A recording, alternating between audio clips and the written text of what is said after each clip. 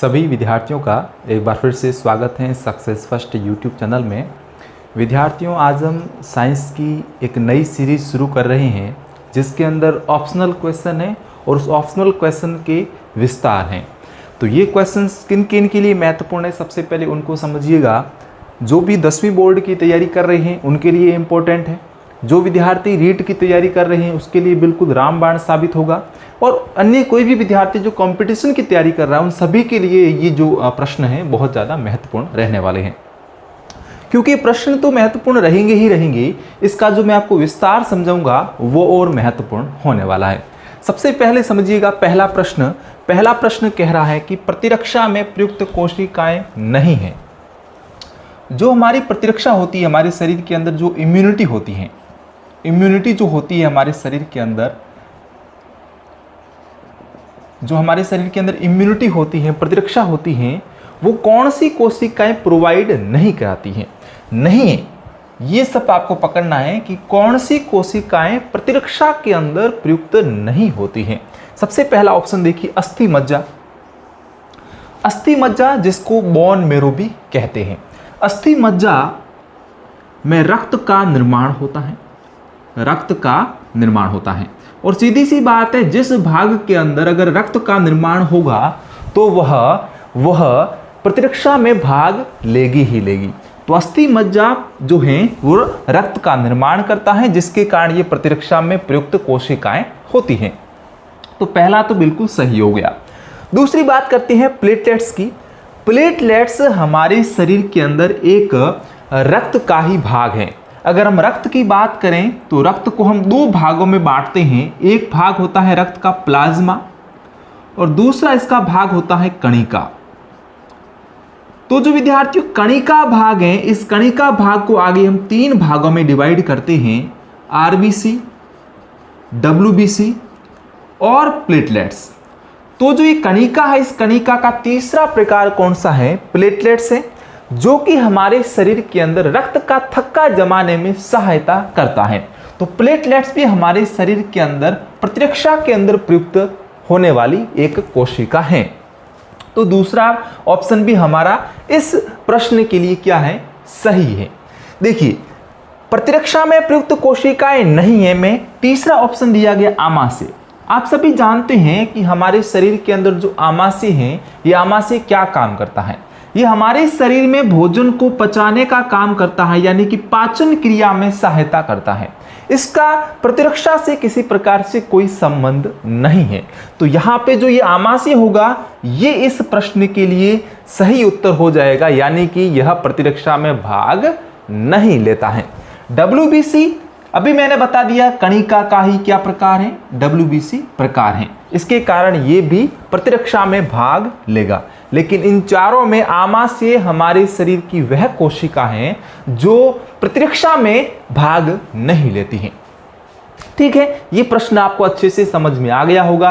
मैं आशा करता हूं कि मेरे द्वारा किया गया विस्तार, मेरे द्वारा किया गया एक्सप्लेनेशन आपको अच्छे से समझ में आ चुका होगा। दूसरा क्वेश्चन देखते हैं, ये भी काफी अच्छा प्रश्न है और प्रतिरक्षा से लिया गया है। प्रथम उत्पादित प्रतिरक्षी कौन सा है? वह प्रतिरक्षी जो सबसे पहले सर्कुलेट होता है, सबसे पहले उत्पादित होता है। आसानी से आपको समझ में आ जानी चाहिए चीजें। प्रथम उत्पादित प्रतिरक्षी में चार ऑप्शन आपको दिए गए हैं, IgG, IgE, IgA और IgM। आपको ये बताना है कि सबसे पहले कौन सा प्रतिरक्षी जो है वो उत्पादित होता है। तो सबसे पहले विद्यार्थियों हम ऑप्शन ए की बात करते हैं, IgG। IgG वह प्रतिरक्षी होता है जो प्लेसेंटा को पार करके भ्रूण तक पहुंचता है। ये एकमात्र प्रतिरक्षी है, यह एकमात्र प्रतिरक्षी है, एकमात्र प्रतिरक्षी यानी कि एंटीबॉडी है, एकमात्र प्रतिरक्षी है जो आवल को पार करके कहां तक पहुंचता है? भ्रूण तक पहुंचता है। पहली चीज आपको समझ में आ गई विद्यार्थियों कि जो IgG प्रतिरक्षी हैं, यह एकमात्र प्रतिरक्षी हैं जो आवल को पार करके कहां तक पहुंचती है? आवल को पार करके भ्रूण तक पहुंचती है। तो ये पहला आपको क्लियर हो जाना चाहिए। दूसरा ऑप्शन है हमारा IgE। ये जो IgE है, आप साधारणतः ई से याद रखना, ई से याद रखना एलर्जी, ई से एलर्जी याद रख लेना। तो यहां पे IgE जो होता है ये एलर्जिक क्रियाओं में भाग लेता है। एलर्जिक क्रियाओं में भाग लेने वाला प्रतिरक्षी कौन सा है? IgE। फिर बात करते हैं IgA। देखिए ऐसे याद रख सकते हो, A और यहां मैंने लिख दिया MA और पीछे लिख दिया A। ये क्या बन गया? मां बन गया। मां में क्या आ रहा है? A आ रहा है। तो मां के दूध के अंदर, मां के दूध के अंदर, मां के दूध के अंदर कौन सा प्रतिरक्षी? IgA प्रतिरक्षी पाया जाता है। बात करते हैं IgM की। तो IgM प्रथम उत्पादित प्रतिरक्षी होता है, यानी कि यही वह प्रतिरक्षी है जो सबसे पहले उत्पादित होता है। कौन सा प्रतिरक्षी? प्रतिरक्षी IgM। तो दो प्रश्न थे, दो प्रश्नों के 4 ऑप्शंस थे जो आपको आसानी से समझ में आ चुके होंगे। नेक्स्ट क्वेश्चन है क्वेश्चन नंबर 3। किसी अम्लीय विलयन का पीएच मान कितना होता है? अब मैं आपको P और H का अर्थ भी समझा देता हूं साथ साथ में। pH, P का अर्थ होता है पोटेंज और H का अर्थ होता है हाइड्रोजन आयनों की सांद्रता। हाइड्रोजन आयनों की सांद्रता। P यानी पोटेंस, जिसे हम पुषांश भी बोलते हैं। H मीन्स हाइड्रोजन आयंस की सांद्रता। अब यहां पे जितनी ज्यादा हाइड्रोजन आयनों की सांद्रता होगी वह विलयन उतना ही अधिक क्या होगा? अम्लीय होगा। और किसी विलयन में अगर हाइड्रोक्सिल आयनों की सांद्रता ज्यादा है तो वो विलयन उतना ही ज्यादा क्या होगा? क्षारीय होगा। यहां पे हम बात करते हैं अम्लीय विलयन की। हमें प्रश्न में यही पूछा है कि इन चारों में से कौन सा एसिडिक विलयन होगा, अम्लीय विलयन होगा। एक थोड़ा सा स्केल बना के मैं आपको समझाने का प्रयत्न करूंगा।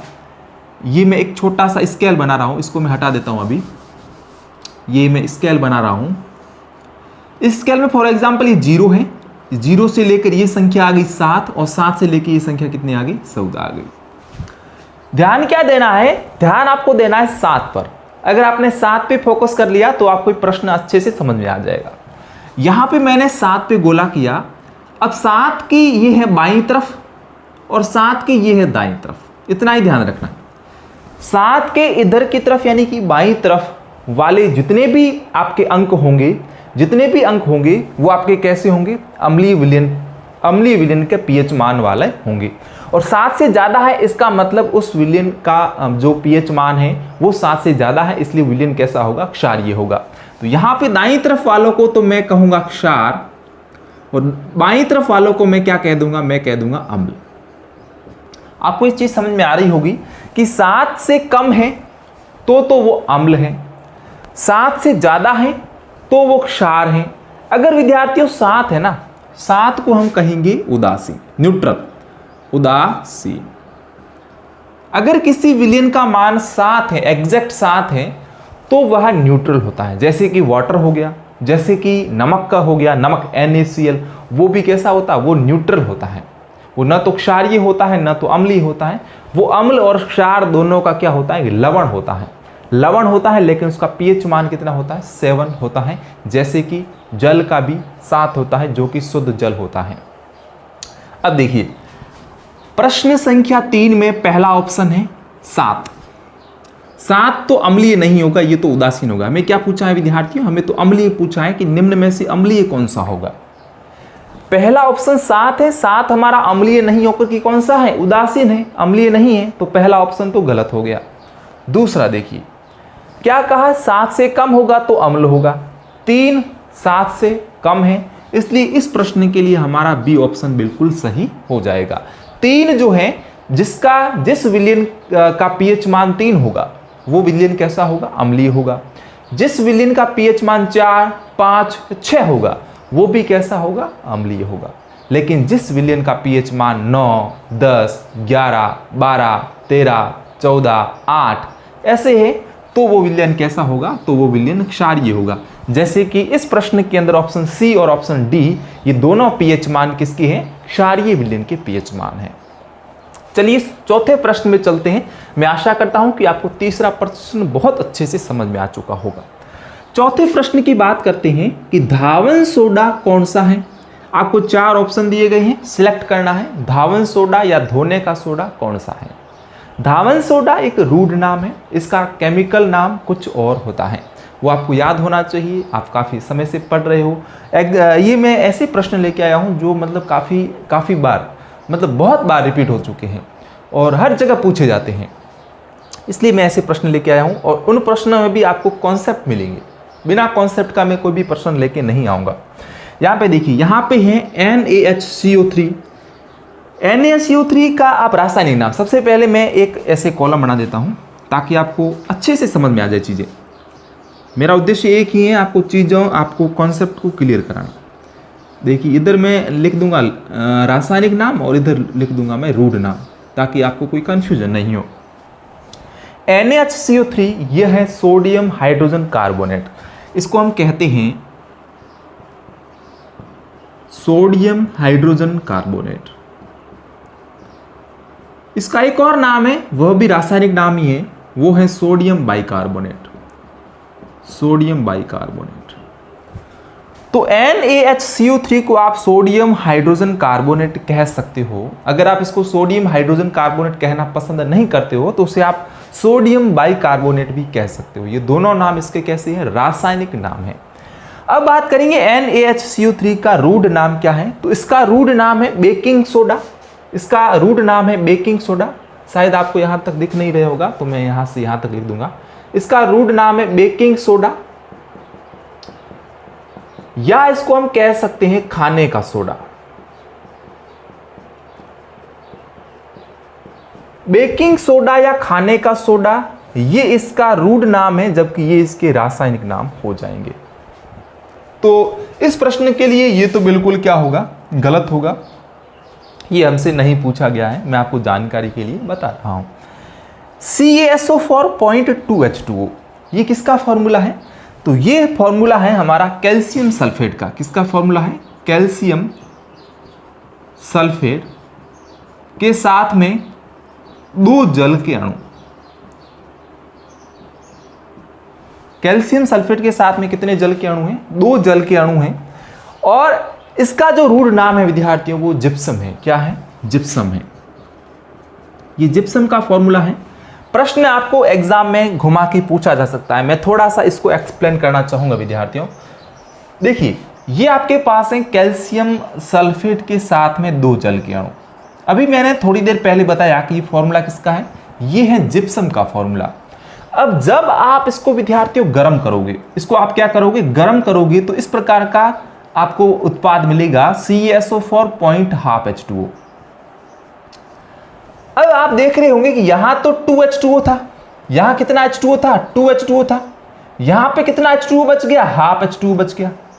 कितने जल के अणुओं की कमी हो गई सर, 1.5 जल के अणुओं की क्या हो गई, कमी हो गई। ये जो 1.5 जल के अणुओं की कमी हुई है, बहुत है। यहां से जिप्सम से प्लास्टर ऑफ पेरिस बनाने के लिए बहुत है। ये जो विद्यार्थियों आपका जिप्सम था, जिसको आपने गर्म किया तो आधा जल का अणु बचा, वो आधा जल का अणु बचता है तो उसे हम कहते हैं POP। आपने नाम सुना होगा प्लास्टर ऑफ पेरिस। तो ये फॉर्मूला है प्लास्टर ऑफ पेरिस का, ये फॉर्मूला किसका है, जिप्सम का। आसानी से याद रख सकते हो, क्योंकि कोई न कोई चीज किसी न किसी से बनी होती है। तो जिप्सम से ही प्लास्टर ऑफ पेरिस का फॉर्मेशन होता है। आसानी से समझ में आ गई होगी चीज। इसको देखिए, ये फॉर्मूला है कैल्शियम ऑक्सीक्लोराइड का। किसका फॉर्मूला है, कैल्शियम ऑक्सीक्लोराइड। कैल्शियम ऑक्सीक्लोराइड यानी कि CaOCl2, कैल्शियम ऑक्सीक्लोराइड। इसका अगर रूट नाम पूछा जाए एग्जाम के अंदर तो विरंजक चूर्ण। विरंजक चूर्ण ये इसका रूट नाम है। अभी अंत में बात करते हैं ऑप्शन नंबर डी की, जो है Na2CO3 0.10H2O, यानी कि सोडियम कार्बोनेट के साथ में 10 जल के अणु जुड़े हुए थे। अब जो ये विद्यार्थियों जल है ना, कभी कभी परीक्षा के अंदर प्रश्न ऐसे पूछा जाता है। कैसे पूछा जाता है, देखिए CaSO4 0.2H2O में 2H2O क्या है? या फिर परीक्षा में प्रश्न पूछा जाएगा Na2CO3 0.10H2O में 10H2O क्या है? या परीक्षा में प्रश्न पूछा जाएगा CaSO4 0.5H2O में 1/2H2O क्या है? तो विद्यार्थियों, जो ये पीछे जल के अणु जुड़े हुए हैं ये क्रिस्टलन जल कहलाते हैं। क्या कहलाता है? क्रिस्टलन जल कहलाता है। Na2CO3 0.10H2O ये सोडियम कार्बोनेट का फॉर्मूला है। किसका फॉर्मूला है? सोडियम कार्बोनेट का फॉर्मूला है और इसी को हम धावन सोडा कहते हैं। इसी को हम क्या कहते हैं? धावन सोडा या धोने का सोडा कहते हैं। तो इस प्रश्न के लिए हमारा ऑप्शन नंबर डी बिल्कुल सही उत्तर हो जाएगा। चलिए हम अंत वाले प्रश्न पे चलते हैं। ये भी काफी उम्दा प्रश्न है, कई बार एग्जाम के अंदर सीधा सीधा पूछा गया है। फॉर्मिक अम्ल के रूप में, टार्ट्रिक के रूप में, एस्कार्बिक के रूप में या एसिटिक के रूप में किसी न किसी तरीके से ये प्रश्न घुमा के पूछा जाता है। मैंने आपको कैसे प्रश्न पूछा है? देखिए, मैंने आपसे प्रश्न पूछा है कि लाल चींटी के डंक में कौन सा एसिड पाया जाता है? जो लाल चींटी होती है वो जब हमें डंक मारती है तो हमारे शरीर के अंदर वो कौन सा केमिकल सर्कुलेट करती है? फॉर एग्जाम्पल, ये लाल चींटी है, इसने मेरे यहाँ पे डंक मार दिया। डंक मारने के बाद जो यहाँ पे ये चीज बची है ये एसिड है, और ये एसिड कौन सा होगा? ये फॉर्मिक एसिड होगा। तो लाल चींटी या जो कीट हमें डंक मारता है तो वो फॉर्मिक अम्ल स्रावित करता है, और उसी फॉर्मिक अम्ल के स्रावण के कारण हमारे शरीर के अंदर जलन होती है। अब मैं आपको एक बहुत महत्वपूर्ण चीज बता रहा हूं, इसको देखिएगा। ये जब हमारे शरीर के अंदर अम्ल का स्त्रावण करते हैं, अम्ल स्त्राव करते हैं, जब अम्ल का स्त्रावण होता है तो हमारे शरीर के अंदर क्या होता है विद्यार्थियों? दर्द होता है, क्योंकि जहां पे डंक मारा है वहां पे अम्ल है, और जब अम्ल शरीर से क्रिया करेगा तो दर्द होगा। जब हम इस दर्द को खत्म करना चाहते हैं तो हमें इस अम्ल को क्या करना पड़ेगा? उदासीन करना पड़ेगा। सीधी सी बात है, जब तक हम इसे उदासीन नहीं करेंगे तब तक दर्द खत्म नहीं होगा। इसलिए हम क्षारीय कुछ खाते हैं, कुछ क्षारीय चीजें खाते हैं, या कोई क्षारीय जो पदार्थ होता है वो उस अम्ल पर लगाते हैं। तो जहां पे डंक मारा है अगर वहां पे हम बेकिंग सोडा लगा दें, ध्यान देना विद्यार्थियों, बेकिंग सोडा जो कि एक क्या है? एक क्षार है। अगर हम जहां पे डंक लगा है उस अम्ल पर अगर हम क्षार कौन सा? बेकिंग सोडा लगा दें तो वो अम्ल कैसे हो जाएगा? वो अम्ल उदासीन हो जाएगा, और जब अम्ल उदासीन हो जाएगा तो हमें जो दर्द हो रहा है वो दर्द क्या हो जाएगा? खत्म हो जाएगा। तो एक कहानी थी एक फॉर्मिक एसिड की कि किससे स्रावित होता है, उसको हम कैसे उदासीन कर सकते हैं। टार्ट्रिक अम्ल की बात करते हैं, बी ऑप्शन है टार्ट्रिक अम्ल। ये टार्ट्रिक अम्ल इमली के अंदर पाया जाता है, बिल्कुल सामान्य सा प्रश्न है, हर किसी को याद होगा। एस्कार्बिक अम्ल जो है ये हमारे संतरे के अंदर पाया जाता है। एस्कार्बिक अम्ल किसके अंदर पाया जाता है? संतरे के अंदर पाया जाता है। और एसिटिक अम्ल किसके अंदर पाया जाता है? तो सिरके के अंदर पाया जाता है। वापस से देख लीजिए, फॉर्मिक अम्ल लाल चींटी या कीट के अंदर, टार्ट्रिक अम्ल इमली के अंदर, एस्कार्बिक अम्ल संतरे के अंदर, और सिरके के अंदर कौन सा? एसिटिक अम्ल पाया जाता है। तो विद्यार्थियों, ये काफी महत्वपूर्ण क्वेश्चन थे। मैं आशा करता हूं कि इन 5 प्रश्नों से आपके बहुत सारी चीजें क्लियर हो गई हैं। भविष्य के अंदर हम इसी प्रकार की वीडियोज आपके लिए लाते रहेंगे। हमारे साथ जुड़े रहें, आनंदित रहें, कोरोना से बचें, घर पे रहें, सुरक्षित रहें और आनंदित रहें। बहुत बहुत धन्यवाद।